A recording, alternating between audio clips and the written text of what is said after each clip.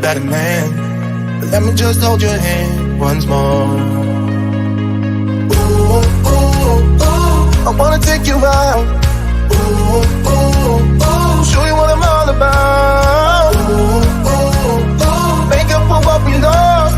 Tonight is the night that we're gonna fall in love. I don't care about you. Bismillahirrahmanirrahim. Assalamualaikum warahmatullahi wabarakatuh.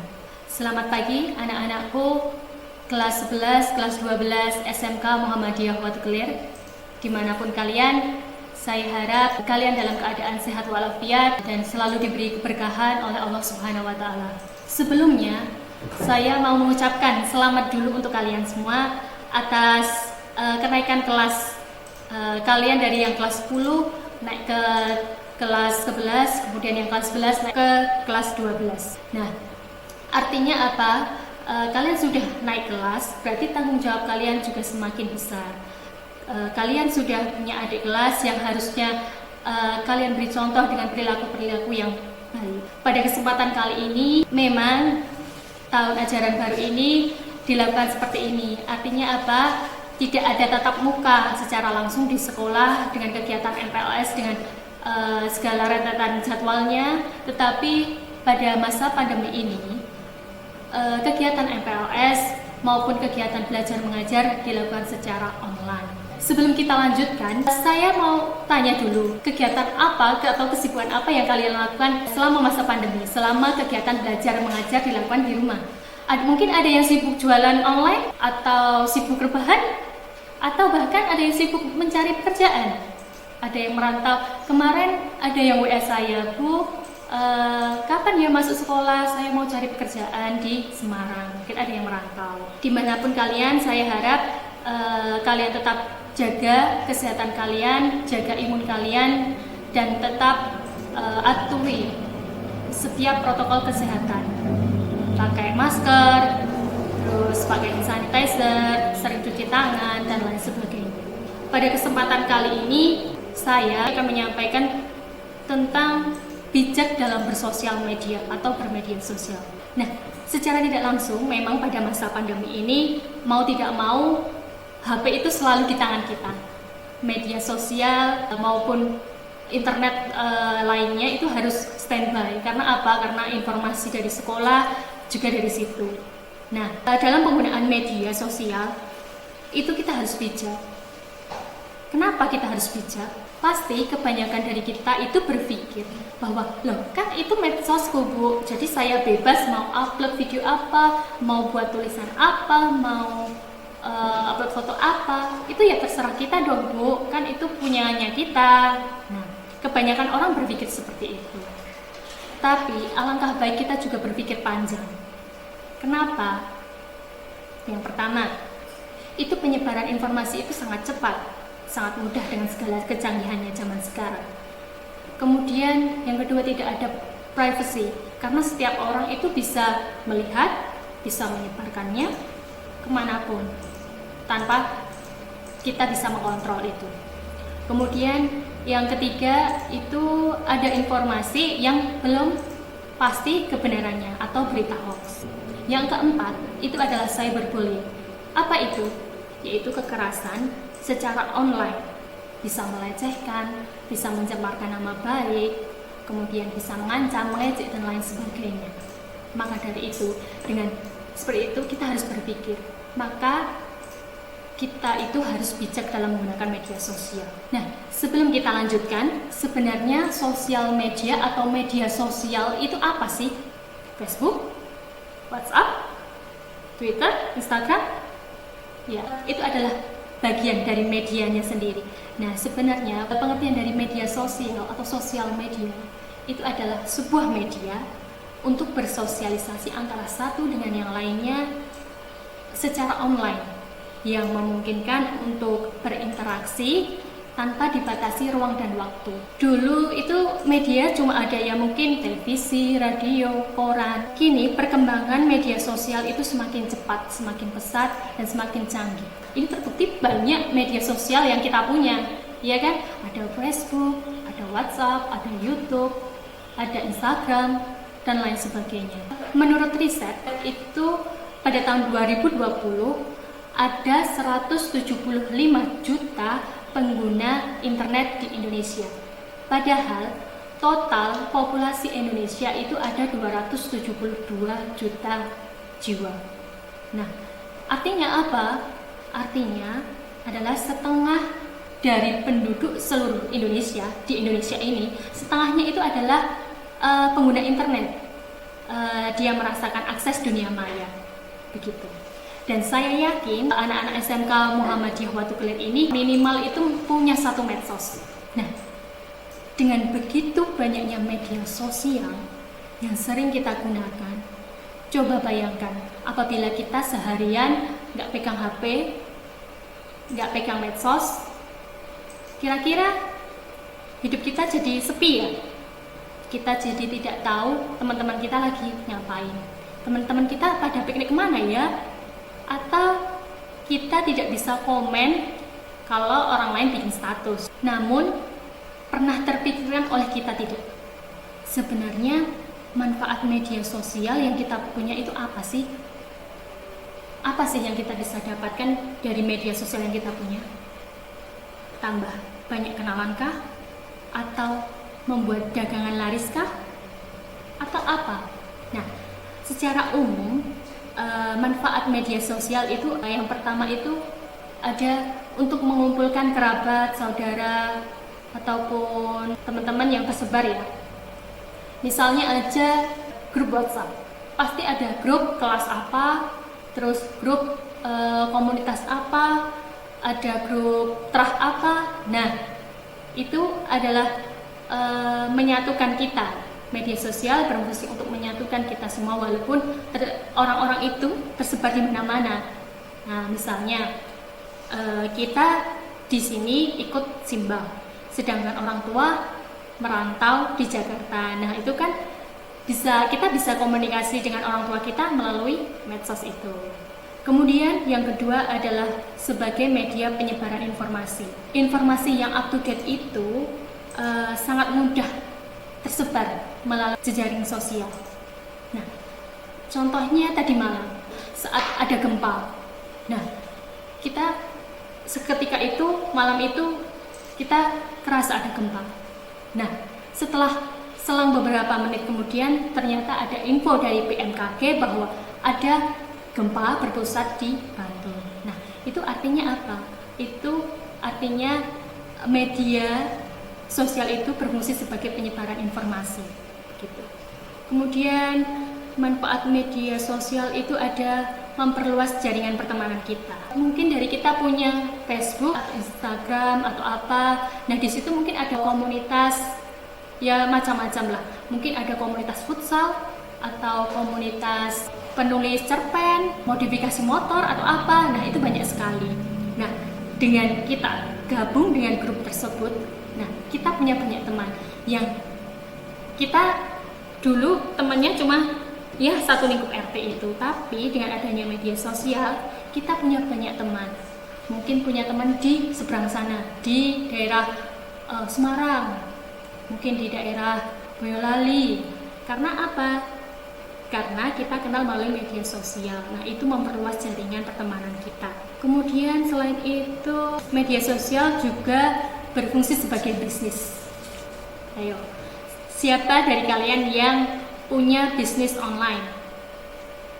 Nah, soalnya saya itu melihat beberapa status anak-anakku itu ternyata media sosial itu juga bisa digunakan sebagai bisnis.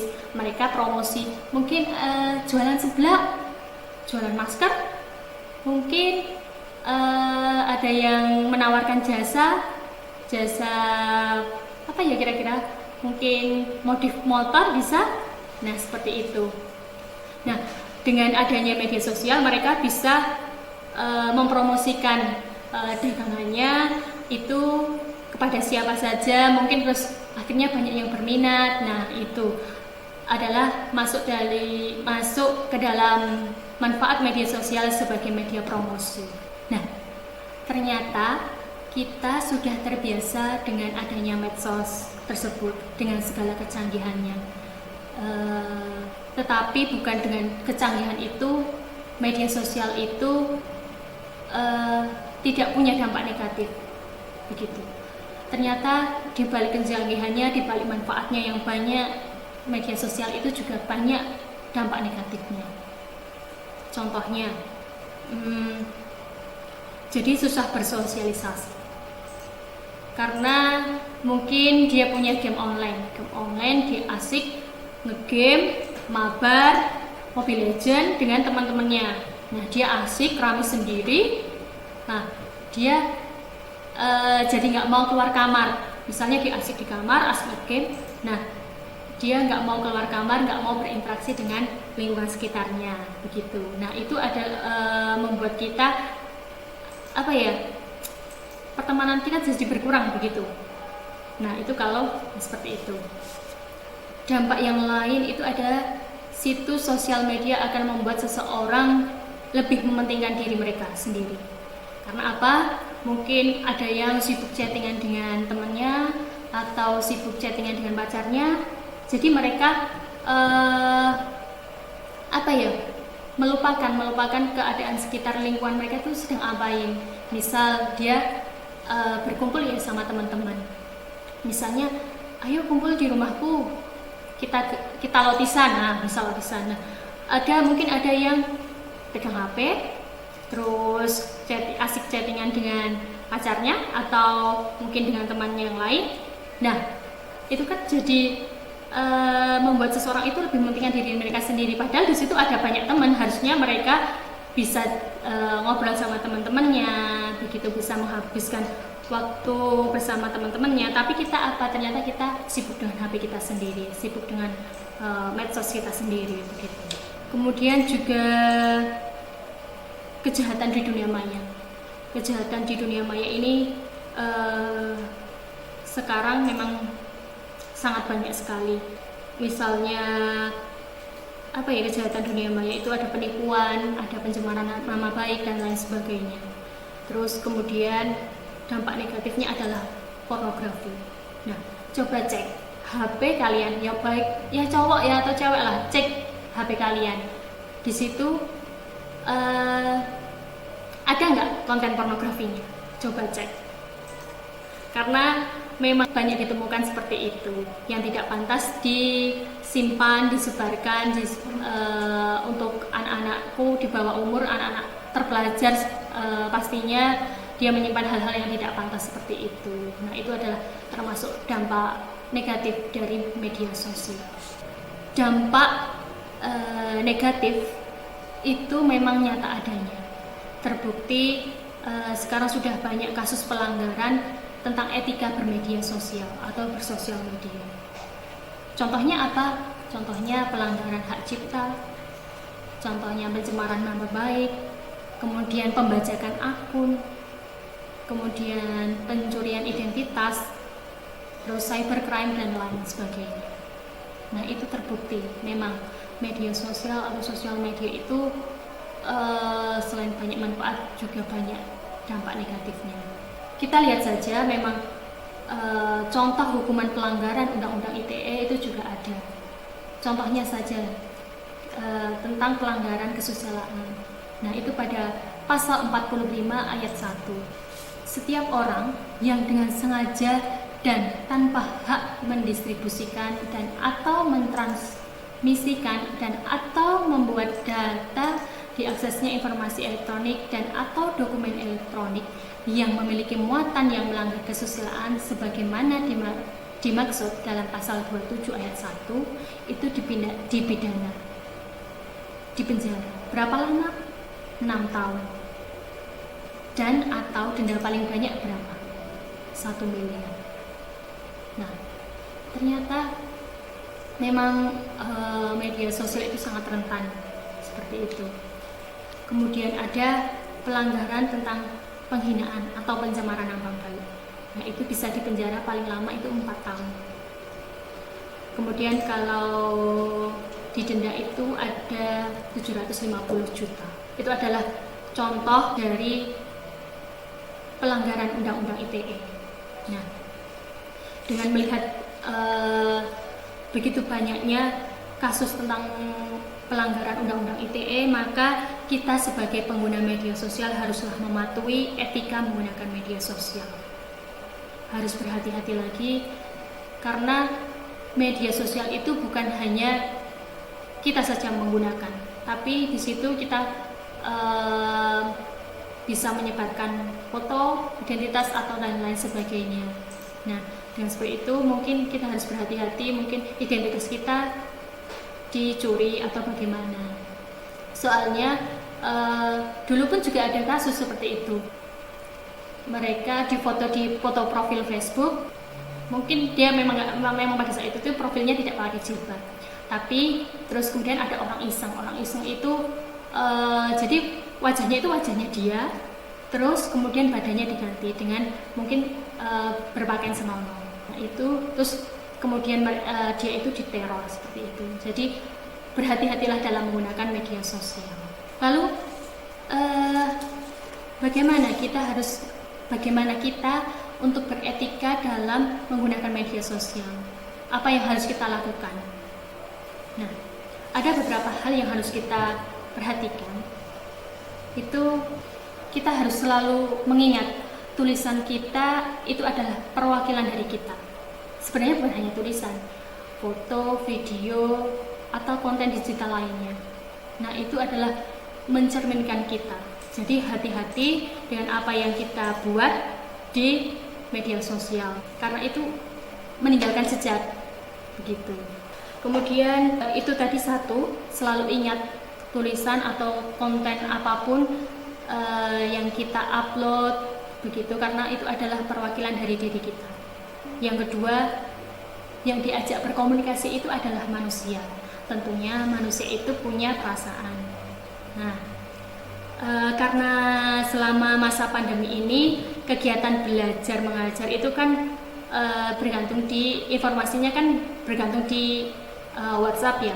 Nah, itu kan wali atau bu guru mapel itu kan menyampaikan informasi. Kalau kita tidak tahu kan otomatis kita juga menghubungi beliau, bapak ibu guru tersebut. Nah, kita kan chat. Nah, chat itu juga harus berhati-hati. Kan ya tadi yang saya sebutkan, yang diajak berkomunikasi adalah manusia. Manusia itu punya perasaan. Nah, kita juga harus dalam menyampaikan pertanyaan atau menyampaikan apapun, begitu kita juga harus memperhatikan bagaimana kita harus chat. Kita harus chat itu dengan perasaan tanggung jawab, harus bertanggung jawab lah, harus punya etika, harus bahasanya yang sopan itu bagaimana begitu. Bukan kok sekarang anak-anak zaman sekarang kok chat sama bapak ibu gurunya cuma p lah, itu artinya apa? Nah, itu kan juga harus diperhatikan ya. Kalau chat dengan bapak ibu guru itu juga yang harus sopan. Bapak atau ibu, saya siapa, dari kelas apa, mau menanyakan tentang apa gitu. Nah, tolonglah bahasanya yang sopan begitu. Kemudian yang ketiga, ada mengendalikan emosi. Hindarilah hal-hal yang membuat kalian mudah terpancing emosinya. Jadi jangan sampai kalian marah langsung misuh-misuh, misal dibuat status misuh-misuh sama gurunya atau misuh-misuh dengan temannya. Nah, itu hindarilah, kelola amarah kalian. Marah boleh marah, tapi sampaikan dengan baik begitu. Kemudian etika yang selanjutnya itu adalah menggunakan kesantunan. Nah, tata krama yang baik itu penting. Nah, kemarin juga ada yang chat, Bu, masuknya tanggal berapa ya? Nah, baru mau kasih informasi, ternyata murid itu malah langsung bu, chatnya banyak sekali, padahal kita lagi ngetik. Nah, kok rasanya tidak sopan ya seperti itu. Nah, tunggu saja dulu, terus nanti kalau memang belum dibalas, tanya lagi dengan baik-baik. Jangan langsung bu, belum balas bu. Nah, itu juga ada seperti itu. Nah, saya harap untuk kedepannya, karena masa pembelajaran di rumah itu juga masih dilakukan, jadi saya harap hal-hal yang kemarin kurang pantas dilakukan anak-anakku, kepada bapak ibu guru, tolonglah semester ini, tahun ajaran ini dan berikutnya sampai nanti itu kalau bertanya itu yang bagus, pakai tata krama begitu. Kalau nggak bisa pakai bahasa Jawa halus, yo pakai bahasa Indonesia nggak apa-apa. Masa iya pakai bahasa ngoko, rasanya kan tidak sopan. Bu, sesok jadwalnya opo? Nah, lo gimana itu? Ya. Kemudian menyadarilah posisi kita itu ya, dalam menerapkan etika digital. Kita mungkin tidak perlu mengubah hal-hal yang mungkin tidak pantas. Jadi mungkin kalau misal cewek sekolah berjilbab, berpakaian rapi, terus ternyata di rumah memang dia tidak berjilbab, terus dijadikanlah status diumbar. Nah, itu kan rasanya tidak pantas. Jadi menyadarilah posisi kita itu bagaimana. Karena apa? Karena apa yang kita upload, apa yang kita bagikan di media sosial itu adalah mewakili dari diri kita. Kemudian yang terakhir itu tidak memancing perselisihan. Jadi kita itu kalau memberikan informasi itu juga harus jelas tanpa harus mengadu domba. Karena di sini memang ada beban nilai moral yang sebenarnya kita harus pertanggungjawabkan dengan media sosial yang kita punya. Begitu. Jadi apa tadi? Etika bermedia sosial tadi apa? Oke, kita ulangi ya. Tadi ada kita harus selalu ingat dengan tulisan atau apapun konten digital yang kita bagikan itu adalah perwakilan dari diri kita. Kemudian yang diajak komunikasi itu adalah manusia. Manusia itu punya perasaan. Jadi jaga sopan santun kamu. Kemudian mengendalikan emosi dalam mungkin komentar, berkomentar mungkin status teman atau apa, atau dalam membagikan informasi begitu. Terus kemudian ada menggunakan kesantunan, menjaga tata krama, kita berkomunikasi dengan siapa, itu juga kita harus menempatkan diri. Kemudian menyadari posisi kita, terus kemudian tidak memancing perselisihan. Nah, itu memang itu tadi beberapa poin terkait dengan kita harus beretika dalam menggunakan media sosial. Nah, kalau misalkan kita bermedia sosial atau main sosmed tanpa etika itu kok rasanya orang-orang itu mesti berbuat sembarangan begitu. Karena kita tidak bisa ngerem, orang lain semua tidak bisa ngerem, tidak punya etika, nah semua tidak bisa terkontrol dengan baik. Memang media sosial itu kan punya dampak positif dan punya dampak negatif. Kita juga semakin kesini kan kita juga semakin dewasa harus bisa berpikir gitu, bisa ngerem lah kalau pakai sosial media itu. Nah, kita juga harus memilahkan mana norma yang baik, norma yang harus kita taati seperti itu. Ya walaupun memang tidak ditulis harus tata krama itu kan tidak tertulis ya, tapi kita kan juga harus tahu diri lah, kita sebagai anak yang lebih muda kepada yang lebih tua itu bagaimana, terus kita kepada teman-teman sebaya kita itu harus bagaimana. Itulah tata krama yang penting, moral. Dari penjelasan Bu Indri tadi, pesan Bu Indri, bijaklah dalam menggunakan media sosial, bermedia sosial atau bersosial media. Kita harus bijak karena media sosial sendiri itu pada saat ini, pada perkembangan zaman saat ini itu banyak sekali efeknya begitu, banyak meninggalkan jejak, bisa di screenshot terus disebarkan, nah itu bisa. Kemudian jaga sopan santun kalian kepada bapak ibu guru kalian, karena selama masa pandemi ini pembelajaran secara tatap muka itu tidak bisa dilakukan, jadi memang lewat media sosial. Nah, tadi kan sudah dijelaskan bagaimana kita beretika. Itu saja pesan dari Ibu Indri. Semoga kita bisa menerapkan itu semua, bagaimana kita beretika dalam bermedia sosial. Kita harus menerapkan sedikit demi sedikit bagaimana cara kita untuk menggunakan media sosial dengan baik, dengan bijak. Dan semoga dimanapun kalian berada, tetap jaga kesehatan, jaga imun kalian, dan jangan lupa ikuti pembelajaran secara online dengan baik. Mungkin banyak tugas atau materi yang disampaikan, ikutilah dengan baik, berpartisipasilah dengan baik. Dan saya yakin antara yang berpartisipasi dengan baik dan dengan yang tidak itu pasti ada bedanya.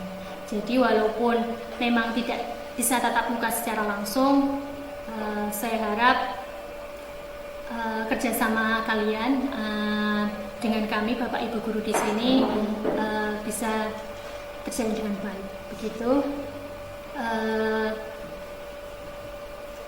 yang bisa Bu Indri sampaikan. Ada kurang dan lebihnya mohon maaf. Cukup sekian dan terima kasih. Assalamualaikum warahmatullahi wabarakatuh. A better man. Let me just hold your hand once more. Ooh, ooh, ooh. I wanna take you out. Ooh, ooh.